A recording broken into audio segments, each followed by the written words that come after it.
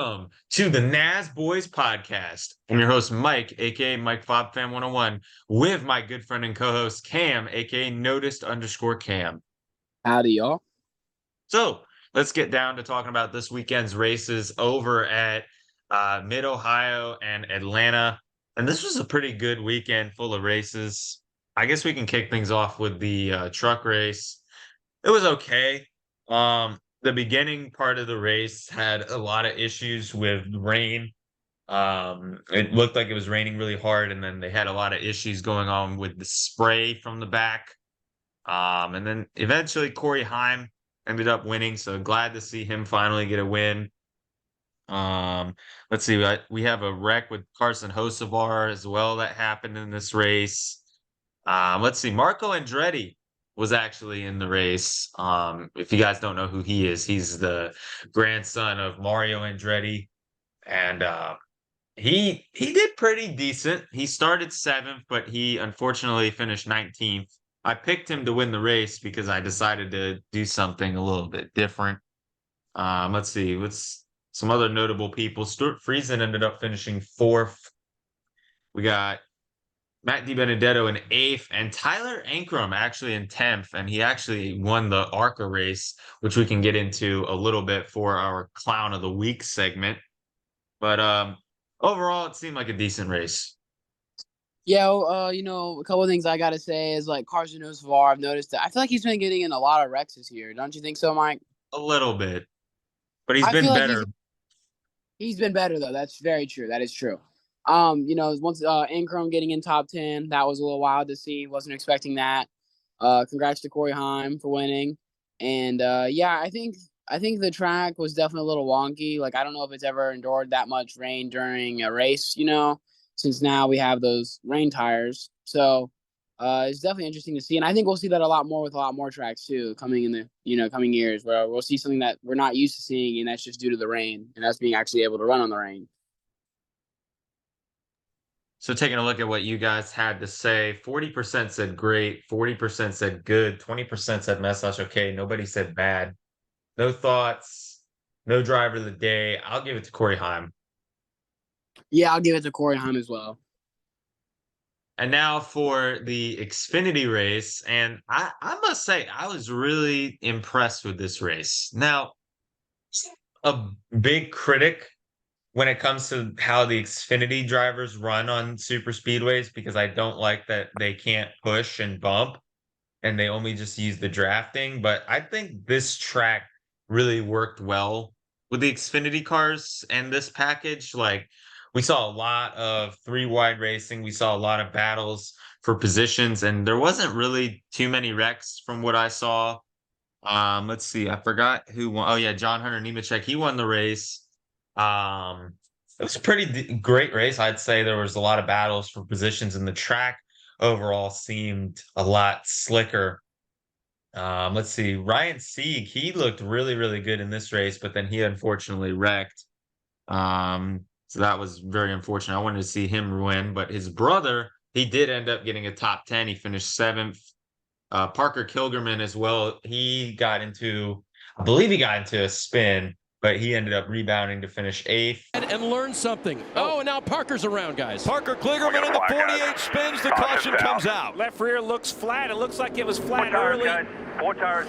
There's damage to the quarter panel that would kind of show up from a flat tire. You see it right there, already down, and you see the folded up behind it. Josh Williams, too. How about that? Finally getting somewhere. He finished 9th. So that was pretty impressive. But the moment that a lot of people want to talk about was the finish at the end of the race. If you haven't seen it, here it is. It's overtime, presented by Credit One Bank. Nemechek on the inside. Haley on the outside. No help for Haley. They're running out of gas behind him. That's absolutely right, Rick. We have a car out of gas that ruined the run on the outside lane. Some falling back, some moving forward. Now John Hunter Nemechek has a car linked in front of Daniel Hemrick in the 11. If they get back around to the white flag before a caution comes out, the next flag will end the race. big run coming out of turn 4. Haley trying to get the spot back. White flag in the air one more time around. Whatever you need to send, 1.5 off Dyson. John Hunter Nemechek, 2 wins already this year. Get the bottom, get the Looking bottom. for number 3. Daniel Hemrick with a big run. Off. Keeping the 11. Can't find a Keeping the way 11. Don't let 'em beat you around. up. Stay splitting it. Stay straddling it. John Hunter Nemechek hugging the bottom of the track. Nemechek is going to win in Come Atlanta. on. Yeah! Attaboy, buddy. Good job. So a lot of people are upset with Justin Haley, who was in this race for Colleague, because he's a kind of a super speedway guy. And Colleague is very, very good at working together on the super speedways, which led me to pick Haley for this previous race. But unfortunately, it did not work out. Apparently, he ran out of fuel or something. He said the car was sputtering, so he had to go under Hemrick, and he couldn't get to his bumper to try to push him in order for Hemrick to get the win, which would have been a much needed win for Daniel. Daniel ended up finishing second. And it is a tough situation. I think Justin Haley, if he did not run out of fuel, which I don't know if he did or not, he should have definitely pushed Hemrick, because they would have easily gotten a Colleague 1-2, no doubt. But overall, it was a great race. I really enjoyed it. I give it about 8.5 out of 10. Yeah, besides him running out of fuel, I mean, he had a great race, I feel like Haley did. Another guy, Ty Gibbs, getting top 6. I thought that was, or not top 6, my fault. Place 6, I thought that was a little crazy. Once again, congrats to Nemechek for getting a win. I've been very excited for him in Xfinity. I don't know. I've it's kind of been a new tempo, but yes, like Mike was saying, this race ran really good. It was slick, but it was kind of like smooth, fast paced, and wasn't really boring. Now, I don't mean to diss this here, but it wasn't like your average Xfinity race, where you kind of just see guys trying to do the same moves, where we can't see the bumping and the roughness and, trying to see a little more different strategy, I guess. Meanwhile, everything else in Xfinity is kind of more played out the same. Although I thought Atlanta ran great for Xfinity. So, yeah, if I had to give it, I'd probably give it like an 8 out of 10. Taking a look at what you guys had to say, 25% said great, 75% said good, nobody said mess, that's okay, nobody said bad, no thoughts again, and no driver of the day. Nemechek was running up toward the front a lot. Let's see. I felt like Ryan Sieg, again, he did a really good job. I really like the way the RCR cars were racing as well. They looked really good, but unfortunately, they didn't get the best finishing spots, with Austin Hill finishing 12th, and Sheldon Creed ended up getting into an accident, I believe, toward the end of the race. And, another guy I do want to mention is Riley Herbst. He had another solid race, but unfortunately, he got into an accident. Oh! Pit road, but a big wreck. Ryan Sieg is involved. The one of Sam Mayer sneaks through. The 78 also there. Anthony Alfredo. The 2 is in it. Sheldon Creed, we just heard he had to go to the back. Look at the damage to Ryan Sieg as well. I think I'm gonna give it to maybe Nemechek, because he won the race and he was running up toward the front. Yeah, I'd probably give it to Nemechek too. I don't know. It's kind of a tough one. And then for the Cup race, man, I really enjoyed this race. I enjoyed it. It was mostly a race toward halfway, which sucks. I don't like those types of races, and I wish that NASCAR would have moved the start time a little bit so we could have gotten the whole thing in, but it's okay. We saw the Fords being really dominant, like Eric Almirola. He looked pretty solid in this race. He led a lot of the first stage. I think he even won the first stage, if I'm correct. I can't remember, though. Let's see. Joey Logano as well. He looked really good. Ryan Blaney looked really good. I think, yeah, Blaney did win the first stage, I believe. Excuse me, not Almirola. But, yeah, both those cars were really dominant. And then toward the second stage, we saw RFK kind of coming to life a little bit, like Brad Keselowski. He came back to looking like his old self, and he was looking really strong. And I thought Brad Keselowski was going to win, but then toward the end of the second stage, they had a lot of pit strategy, which put the Chevys like Haley and Allmendinger up in the front. Um, Allmendinger, I feel like he did a really good job in this race, considering that he's not really a plate guy. I know he has a win in Atlanta on the Xfinity cars, but he's just not really a guy that I consider to be the best on super speedways. So for him to hang his own is even though it was because of pit strategy, he did really good. Let's see. We saw Daniel Suarez, he ended up finishing second. Michael McDowell ended up finishing fourth again with pit strategy. And this is something random. One more time, pit strategy. JJ Yaley, he ended up finishing seventh. So that was pretty shocking to me. But the winner of the race, William Byron. I mean, I wish we could have seen somebody that was really battling toward the front. Like Byron was around the top 10, I know, but I don't know, man. I just felt like it was more so Keselowski, Logano, Blaney, or Cindric's race to win, not really William Byron. But of course, they got to call the race because of rain. I hate that they do that, but they can't race in the rain, so it is what it is.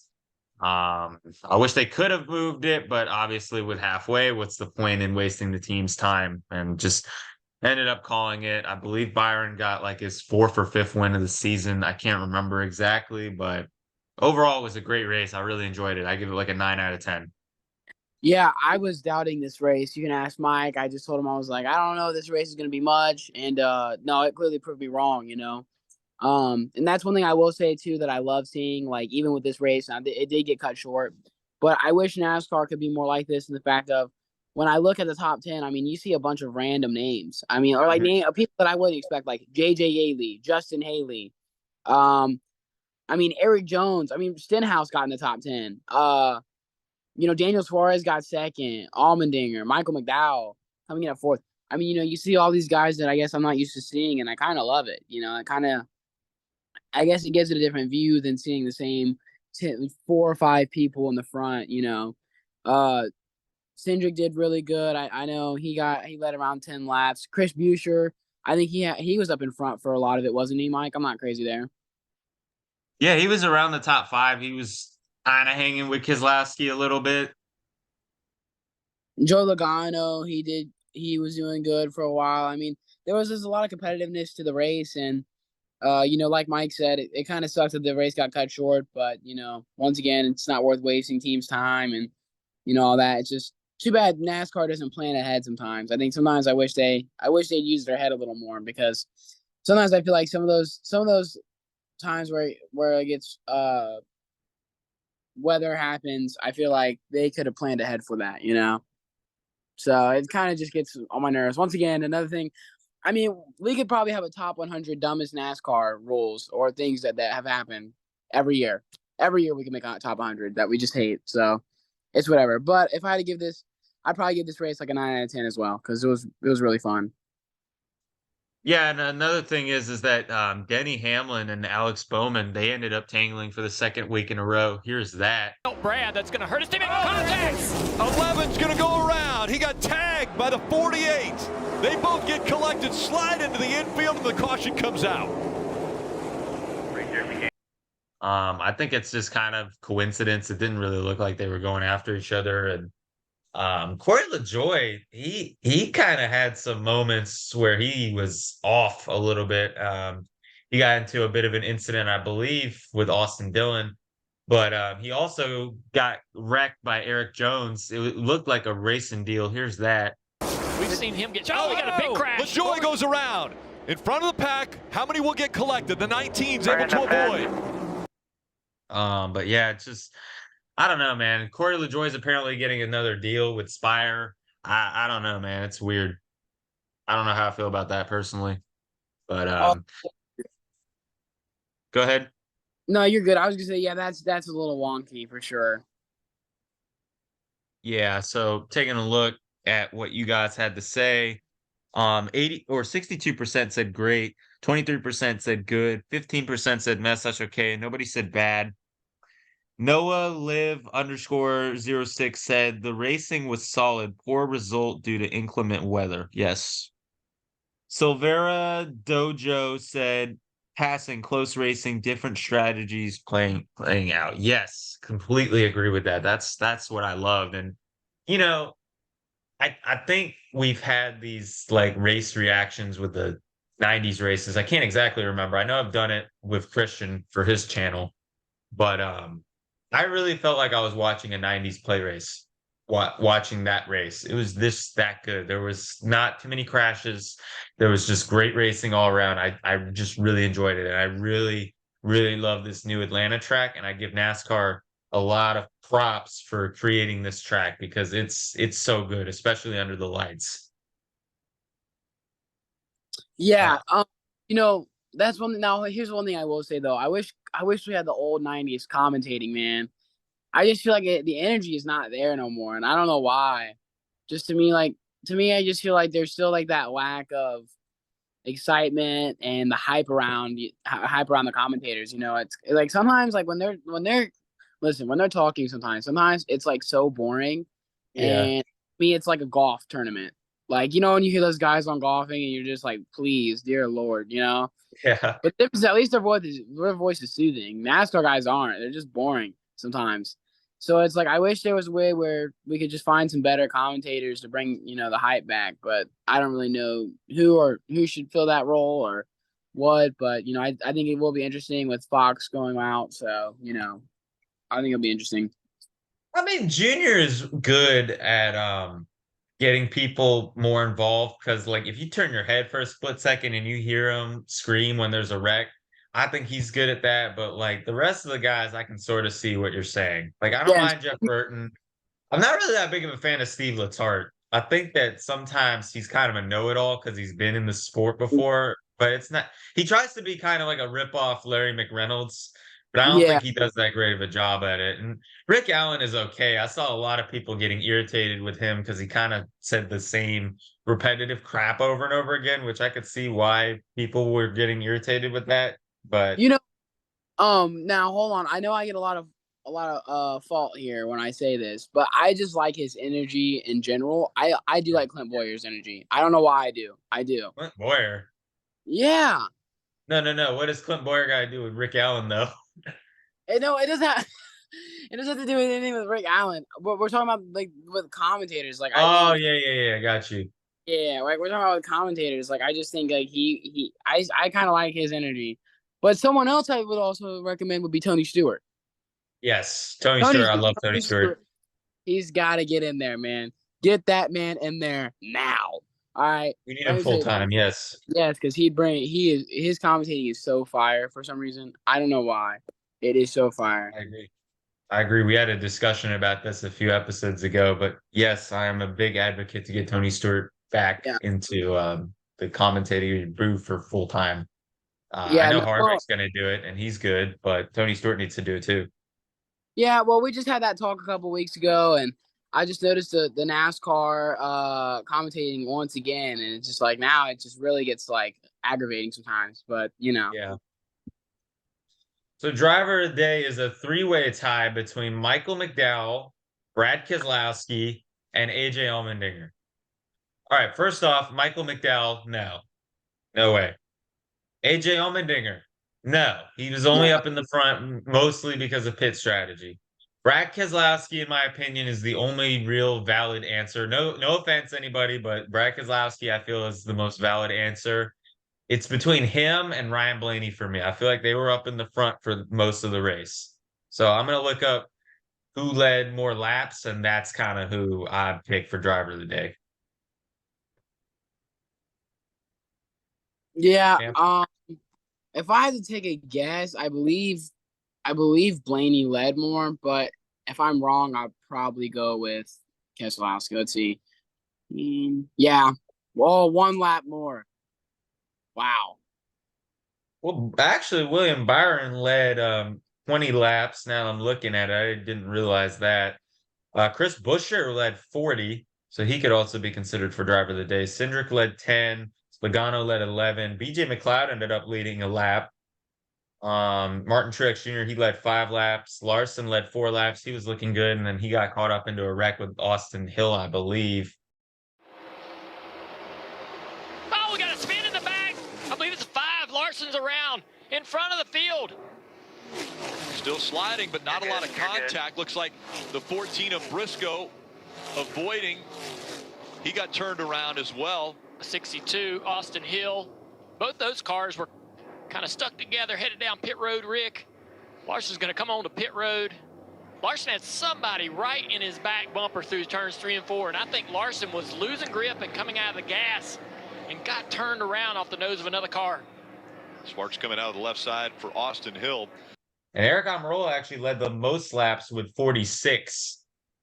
So Eric Almirola could also be considered driver of the day as well. But I think I'm going to go with either Keselowski or Blaney, and I'm going to go Blaney. Why not? I'm gonna switch it up. I'm gonna say Chris Buescher. I mean, he didn't end up well, but he did lead 39, and I think that's pretty impressive. So Yeah. I'm gonna go Buescher. All right, so there are some topics going around the racing world that we could mention. One topic to talk about is the ARCA race at Mid-Ohio. This is stirring up some controversy because a 16-year-old kid named Sean something, I think Hinagami or something like that, some weird name. I can't remember his actual name, but he ended up wrecking his teammate, Dean Thompson. If you haven't seen that, here it is. You're going to get past. He's got to try to attack here and get by Dean Thompson, as you see. Oh, a little retaliation, a lot of retaliation here. Contact. Now they're both in the sand trap. Teammates. As teammates. That's when it gets tricky here. I don't know that I like that there, Jamie. I don't like it at all. So basically in this wreck, we saw them racing for position. And from what I read about it, he was mad because Thompson ran him into the grass.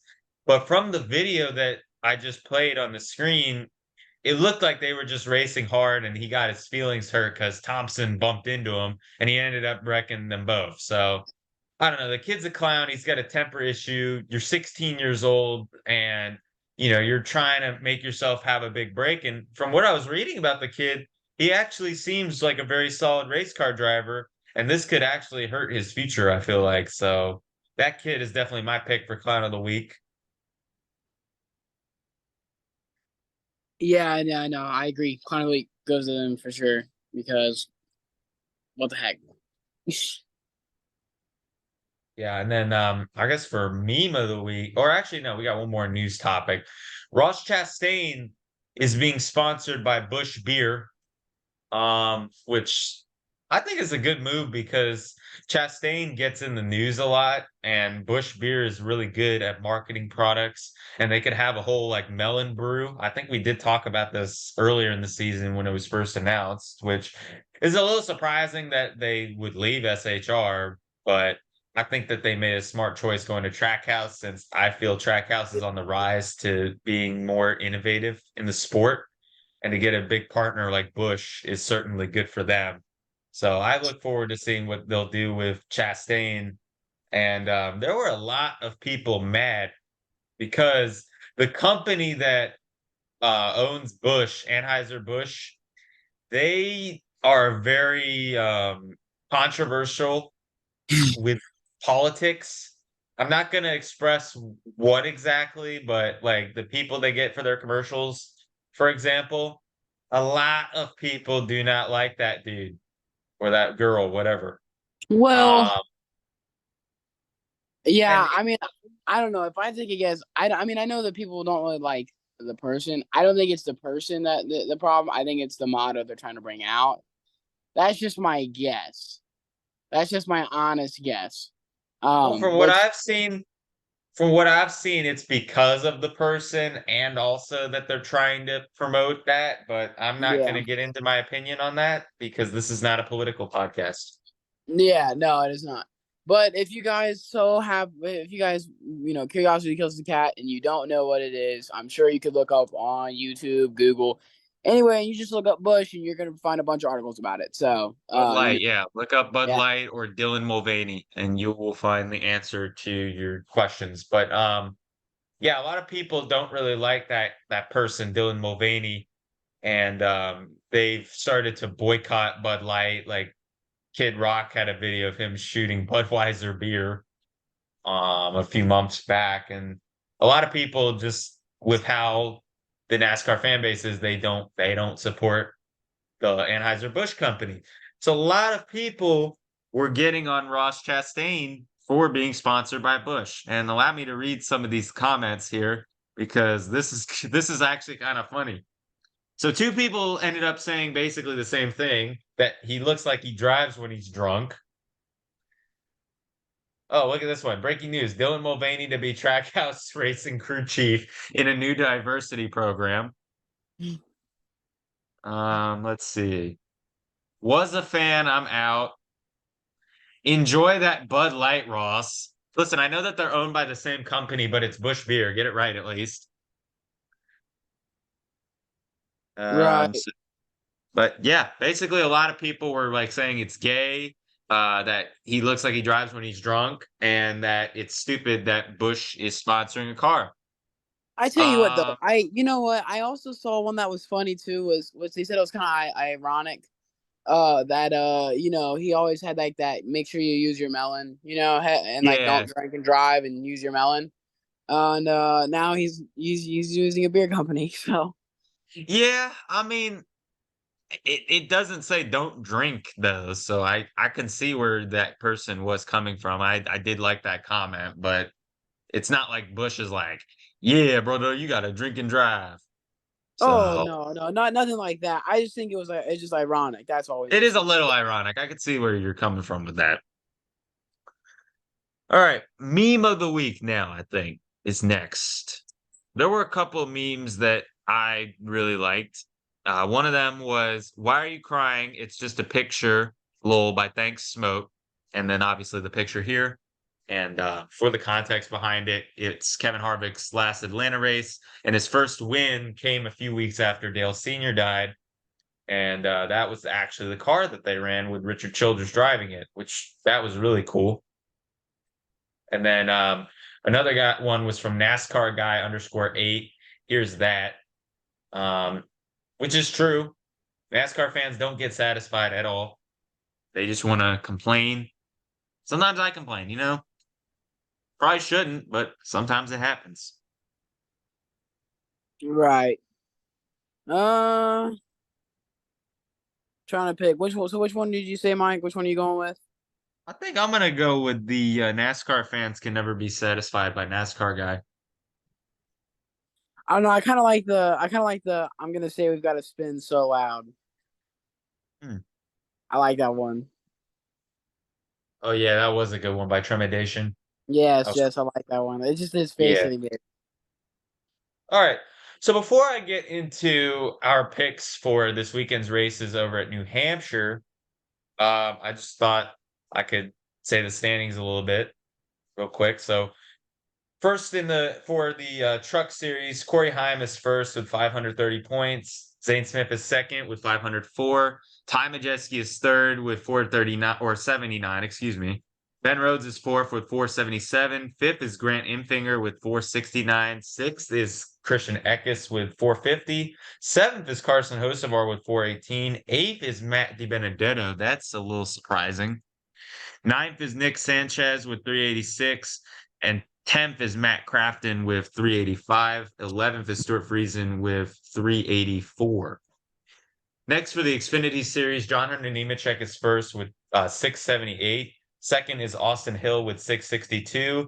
Third is Cole Custer with 633. Fourth is Justin Allgaier with 624. Fifth is Chandler Smith with 526. Sixth is Josh Berry with 518. Seventh is Sam Mayer with 480. Eighth is Daniel Hemrick with 475. Ninth is Sammy Smith with 463. 10th is Sheldon Creed with 460. 11th is Riley Herbst with 440. 12th is Parker Kilgerman with 434. Now for the Cup Series, William Byron is first in the standings. He regains the points lead with 628 points. Second is Martin Truex Jr. with 607. Third is Kyle Busch with 592. Fourth is Christopher Bell with 591. Fifth is Ross Chastain with 575. Sixth is Denny Hamlin with 561. Seventh is Ryan Blaney with 553. Eighth is Kyle Larson with 531. Ninth is Kevin Harvick with 530. 10th is Joey Logano with 518. And how about this? Chris Buescher is actually 11th right now with 506. 12th is Brad Keselowski with 504. 13th, Tyler Reddick, 475. 14th is Ricky Stenhouse Jr. with 445, excuse me. 15th, Daniel Suarez, 407. He is tied with Michael McDowell, but I believe Suarez will have a tiebreaker. 17th is Bubba Wallace with 404. 8th is AJ Allmendinger with 394. 19th is Ty Gibbs with 381. 20th is Austin Cindric with 369. 21st, Justin Haley with 366. And then kind of in the must-win territory, Alex Bowman with 363 and Chase Elliott with 347, 22nd and 23rd, respectively. All right.